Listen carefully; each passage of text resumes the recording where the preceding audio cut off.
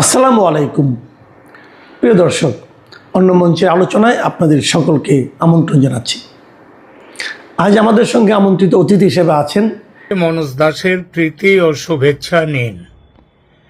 আপনারা গ্রেট নিকোবর প্রজেক্টের কথা শুনেছেন। এই প্রজেক্ট নিয়ে আজকের আলোচনা। একটা প্রশ্ন দিয়ে শুরু করি আলোচনাটি। ধরুন, আপনার প্রতিপক্ষের সমস্ত ব্যবসা, যুদ্ধজাহাজ, তেল, গ্যাস সবকিছু একটা মাত্র রাস্তা দিয়ে চলাচল করে, আর সেই রাস্তাটা আপনার বাড়ির পাশে। তাহলে আপনি সেই রাস্তার মুখে আপনি একটা বড়সড় সামরিক ঘাঁটি তৈরি করলেন। তাহলে তার কি এফেক্ট হবে? তাহলে কি যুদ্ধ না করেও আপনি প্রতিপক্ষকে চাপে রাখতে পারবেন না? উত্তরটা নিশ্চিতভাবেই হবে হ্যাঁ।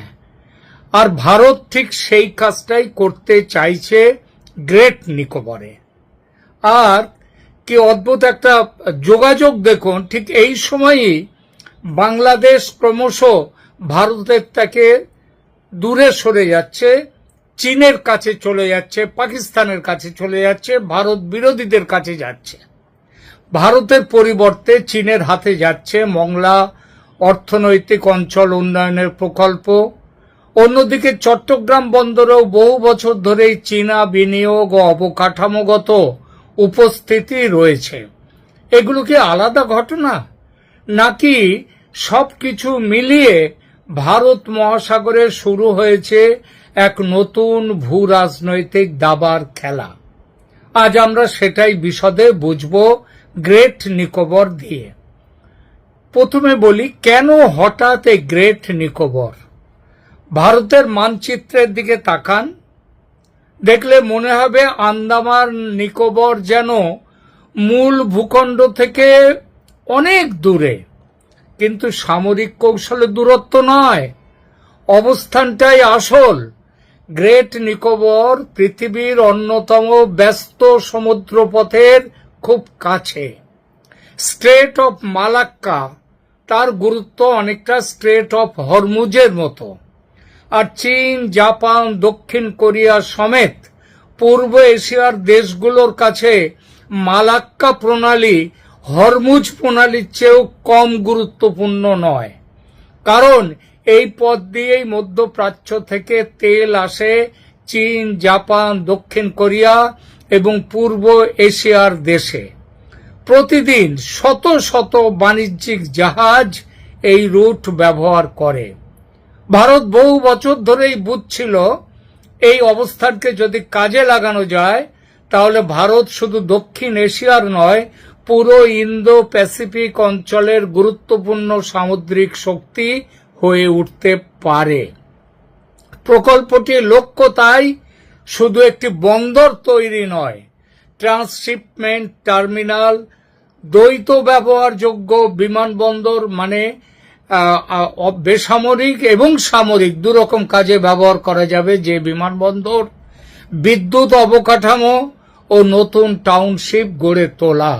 এটাই। আর এখানেই এসে যায় চীনের মালাক্কা ডিলেমা। চীনের সবচেয়ে বড় দুর্বলতা কোথায়? সীমান্তে নয়, সমুদ্রে। চীনের বিপুল পরিমাণ তেল আমদানি এবং সামুদ্রিক বাণিজ্যের বড় অংশ মালাক্কা প্রণালী দিয়ে যায়। এই নির্ভরতাকেই আন্তর্জাতিক কৌশলবিদরা মালাক্কা ডিলেমা বলে থাকেন। যদি কোনো বড় সংঘাত হয় এবং এই রুট ঝুঁকির মুখে পড়ে, তাহলে চীনের শিল্প, জ্বালানি ও সামরিক সরবরাহ বড় চাপে পড়তে পারে। গ্রেট নিকোবরে ভারত কি করতে চাইছে? ভারতের পরিকল্পনা শুধু একটি নৌঘাঁটি নির্মাণ নয়, বরং গভীর সমুদ্র বন্দর, আন্তর্জাতিক ট্রান্সশিপমেন্ট টার্মিনাল, দীর্ঘ রানওয়ের বিমানবন্দর, সামরিক লজিস্টিক কেন্দ্র, উন্নত রাডার, ড্রোন নজরদারি, যুদ্ধজাহাজের ঘাঁটি। অর্থাৎ শান্তিকালে বাণিজ্যিক কেন্দ্র, সংকটকালে সামরিক ঘাঁটি। এই দ্বৈত চরিত্রই হল ভারতের গ্রেট নিকোবর মেগা প্রজেক্টের আসল শক্তি। এই প্রসঙ্গে একটু নিয়ে আসি বাংলাদেশের অবস্থান এবং মংলা ও চট্টগ্রাম বন্দর কেন গুরুত্বপূর্ণ। দেখুন, বাংলাদেশের ম্যাপের দিকেও তাকান। সম্প্রতি মংলা অর্থনৈতিক অঞ্চল উন্নয়নের প্রকল্প, যা 2015 থেকে ভারতের কাছে ছিল, ভারতের জন্য নির্ধারিত ছিল, সেটা বাতিল করে বাংলাদেশ এটা দিয়েছে চীনকে। চীনের একটি রাষ্ট্রায়ত্ত সংস্থা, মানে চীন সরকারকে দিয়েছে। এটি ভারতের জন্য একটি কৌশলগত ধাক্কা অবশ্যই। অন্যদিকে চট্টগ্রাম বন্দরে বহু বছর ধরে চীনা অর্থায়ন ও অবকাঠামো উন্নয়ন হয়েছে। এখানে একটা বিষয় পরিষ্কার করা জরুরি। এর অর্থ এই নয় যে চট্টগ্রাম বা মংলা চীনের নিয়ন্ত্রণে চলে গেছে। বন্দর দুটি বাংলাদেশেরই, কিন্তু চীনা বিনিয়োগ, নির্মাণ এবং অর্থনৈতিক উপস্থিতি বেইজিংকে দীর্ঘমেয়াদে গুরুত্বপূর্ণ প্রভাব অর্জনের সুযোগ করে দিয়েছে। ভারতের নিরাপত্তা বিশ্লেষকদের তাদের কাছে এই বিষয়টা খুব গুরুত্বপূর্ণ। এর অর্থ নয় যে চীনের নিয়ন্ত্রণে চলে গেছে। এই বন্দর দুটো বাংলাদেশেরই আছে, কিন্তু চীনা বিনিয়োগ, নির্মাণ এবং অর্থনৈতিক উপস্থিতি উদ্বেগের কারণ সেখানটাই। এর সাথে আসুন চীনের স্ট্রিং অফ পার্লস, শুনেছেন এর কথা।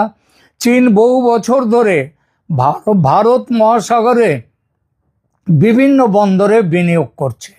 পাকিস্তানের গওদার, শ্রীলঙ্কার হাম্বানটোটা, মিয়ানমারের কিয়াউকপিউ এবং বাংলাদেশের চট্টগ্রাম ও এখন মংলা অর্থনৈতিক অঞ্চলেও চীনের বাড়তি উপস্থিতি এসে গেল। সব মিলিয়ে অনেক বিশ্লেষক এটাকে স্ট্রিং অফ পার্লস কৌশলের অংশ হিসেবে ব্যাখ্যা করেন, আর চীনের উদ্দেশ্যও সেটা। এই পরিস্থিতিতে এখানেই ভারতের পাল্টা চাল।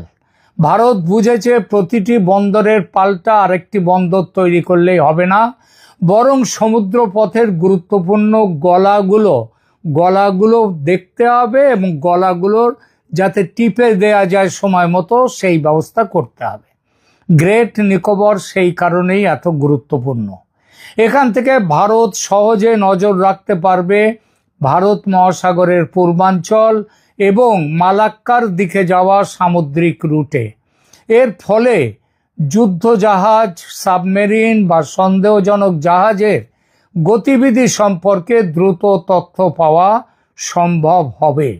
অনেকেই বলেন, সমর বিশেষজ্ঞরা, যে যুদ্ধের পরিস্থিতি এলে ভারত একদিনে মালাক্কা বন্ধ করে দিতে পারবে হয়তো, কিন্তু দেবে এমন তো নয়, কারণ এটা বাস্তবসম্মত বক্তব্য নয়। মালাক্কা একটি আন্তর্জাতিক সমুদ্রপথ। ভারত একা এটা বন্ধ করতে পারে না, তার জন্য ইন্দোনেশিয়াকে দরকার হবে, আরও বিভিন্ন দেশ দরকার হবে। তবে ভারত এমন পরিস্থিতি তৈরি করতে পারে যাতে চীনা নৌবাহিনীর চলাচল অনেক বেশি ঝুঁকিপূর্ণ হয়ে ওঠে। সামরিক ভাষায় এটাকে বলা হয় সি ডিনায়াল, অর্থাৎ সমুদ্রে তোমাদের যাওয়া আসাটা নিষিদ্ধ করা। সেইটা মানে অনেকটাই করতে পারে, যেমনটা ইরান করেছে হরমুজ প্রণালীতে। আবার যার পাল্টা দিতে আমেরিকা অবরোধ তৈরি করেছে হরমুজকে ঘিরে। চীন যদি বাড়াবাড়ি করে, ভারতের ভূমিকাও ইরান বা আমেরিকা যেমনটা করেছে হরমুজে তেমনটাও হতে পারে। এটাই ভারতের সবথেকে বড় কৌশলগত সুবিধা। বাংলাদেশ তার মংলা বন্দর ভারতের কাছ থেকে কেড়ে নিয়ে চীনকে দেওয়ার ফলে এবং চট্টগ্রাম বন্দরে আগে থেকে চীনের উপস্থিতির দরুন ভারত নিঃসন্দেহে চাপে পড়েছে। বাংলাদেশের দৃষ্টিকোণ থেকে বিষয়টা আলাদা। তাদের লক্ষ্য যেখান থেকে বেশি বিনিয়োগ পাওয়া যাবে সেখান থেকেই উন্নয়ন করা। চীন, জাপান সব পক্ষের সঙ্গেই তারা অর্থনৈতিক সম্পর্ক রাখতে চায়। শেখ হাসিনার আমলে ভারতের সঙ্গেও রাখতে চাইছিল, তবে বর্তমানে এবং মোহাম্মদ ইউনূসের সময় থেকে, শেখ হাসিনার পতনের পর থেকে ভারত থেকে স্পষ্টতই দূরে সরে যাচ্ছে বাংলাদেশ, এবং দূরে সরছে বাংলাদেশ এবং বাংলাদেশ চীনের কাছাকাছি হচ্ছে। ভারত ও চীনের প্রতিযোগিতার প্রেক্ষাপটে মংলার মতো প্রকল্পের কৌশলগত গুরুত্ব বাড়ে, কারণ সেটা ওদের ম্যাপ দেখলেই আপনি বুঝতে পারবেন সুন্দরবনের কোথায় আছে, কলকাতা থেকে মাত্র কতটা দূরে সেটা দেখলেও বুঝতে পারবেন। আর গ্রেট নিকোবরের মতো মেগা প্রকল্পের গুরুত্ব যে কতখানি সেটা বোঝা যায় চীনের দীর্ঘমেয়াদী রণকৌশলের দিকে একটু দেখলেই। মালাক্কা প্রণালীর একেবারে গায়ের পাশে ভারতের গ্রেট নিকোবর দ্বীপপুঞ্জ, যেন ভারতের কাছে ঈশ্বরের অসীম আশীর্বাদ। ভারতের মোদী সরকার সেই ঈশ্বরের আশীর্বাদকে কাজে লাগাতে চাইছে, তবে কাজটা সহজ নয়, কারণ ভারতের অভ্যন্তরীণ রাজনীতি সঙ্গে আন্তর্জাতিক রাজনীতিও আছে। গ্রেট নিকোবর প্রকল্পের বিরোধিতায় ভীষণভাবে নেমে পড়েছে ভারতের জাতীয় কংগ্রেস দল। এই দলের তাত্ত্বিক নেতা জয়রাম রমেশ এবং দলের সুপ্রিম লিডার পারিবারিক নেতৃত্ব যার হাতে, সেই রাহুল গান্ধী প্রবল শোরগোল তুলেছেন ভারত সরকারের এই গ্রেট নিকোবর প্রকল্পের বিরুদ্ধে।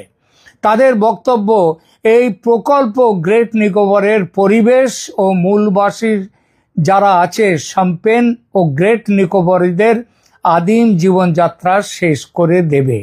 শম্পেনদের সংখ্যা কত জানেন? এই মুহূর্তে 250 থেকে 300-র মধ্যে।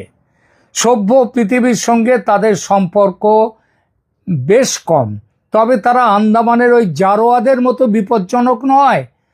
এবং তাদের মতো যেভাবে তাদেরকে একটা সময় যেভাবে তাদেরকে অসভ্য বলা হতো, এই যে শম্পেনরা কিন্তু আদৌ তা নয়, তারা আদৌ বিপজ্জনক নয়। আর সেখানে যে ভদ্র সভ্য জগতের মানুষ যান না তাও নয়, এরা নিতান্তই শান্তিপ্রিয় জারোয়ারা আজ সভ্যতার সংস্পর্শে এসে গেছে।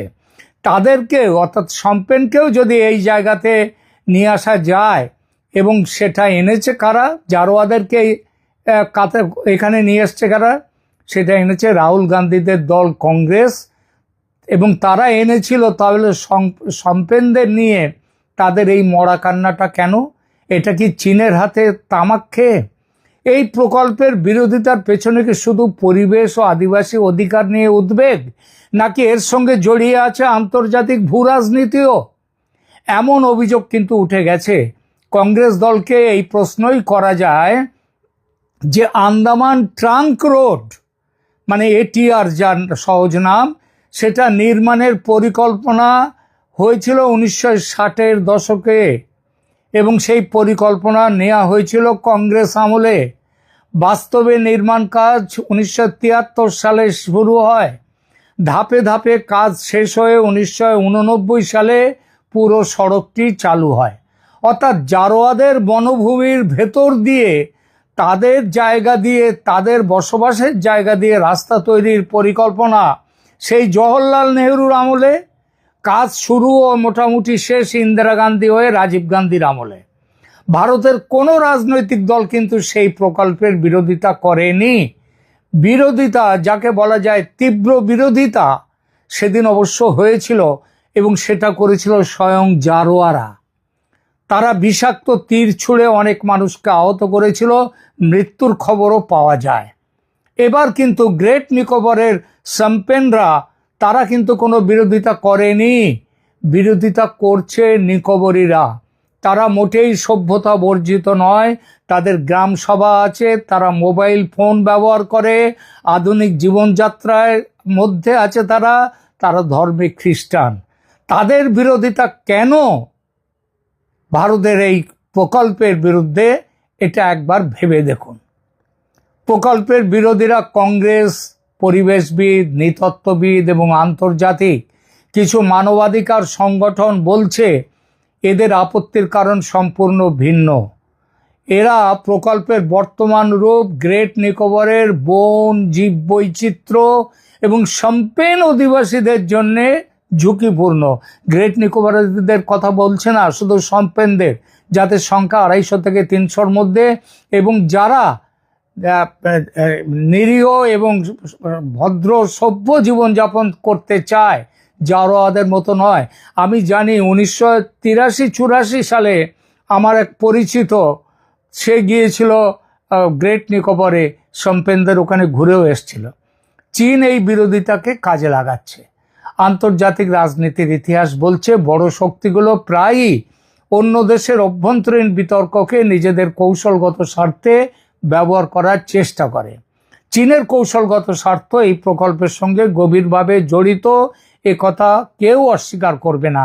আর সেই স্বার্থের জন্য চীন করতে পারে না হেন কাজ নেই। তারা এই যারা বিরোধী তাদের যে আর্থিক সহায়তা দিয়ে এটা তৈরি করছে সেটাও বোঝা যায়। তবে এখানে গল্প শেষ নয়। গ্রেট নিকোবর প্রকল্প ভারতের জন্য শুধু একটি বন্দর বা একটি শহর নির্মাণের পরিকল্পনা নয়, এটি মালাক্কা প্রণালীর কাছাকাছি ভারতের কৌশলগত উপস্থিতিকে বহু গুণ বাড়িয়ে দেবে। বিশ্বের অন্যতম ব্যস্ত সমুদ্রপথের এত কাছে ভারত যদি আধুনিক বন্দর, বিমানঘাটি, সামরিক অবকাঠামো গড়ে তোলে, তাহলে তা নিঃসন্দেহে চীনের জন্য একটি নতুন কৌশলগত চ্যালেঞ্জ হয়ে উঠবে। এই কারণেই ভারতের বহু অবসরপ্রাপ্ত সামরিক কর্মকর্তা এবং প্রতিরক্ষা বিশ্লেষকরা প্রকাশ্যে বলছেন, এই প্রকল্প আটকে গেলে বা বিলম্বিত হলে ভারতের খুব বড় ক্ষতি এবং সবচেয়ে বড় সুবিধা পাবে চীন। তাহলে কংগ্রেস কি চীনের হাতে তামাক খেয়ে ভারতের এই প্রকল্পের বিরোধিতা করছে? প্রশ্নটা কিন্তু উড়িয়ে দেওয়া যায় না। তবে মনে রাখতে হবে, এটা মোদি সরকার, আর মোদি সরকার এই বিরোধিতা না মেনে এগিয়ে চলা শুরু করে দিয়েছে গ্রেট নিকোবর যে প্রকল্প সেটা নিয়ে। আমরা আশা করব ভারত যেন এই ধরনের বিরোধীদের হস্তক্ষেপে যেন তারা কোনোদিন পিছিয়ে না আসে, পিছিয়ে আসবেও না। এখানেই শেষ করছি এখনকার প্রতিবেদন। ভালো থাকবেন, ধন্যবাদ।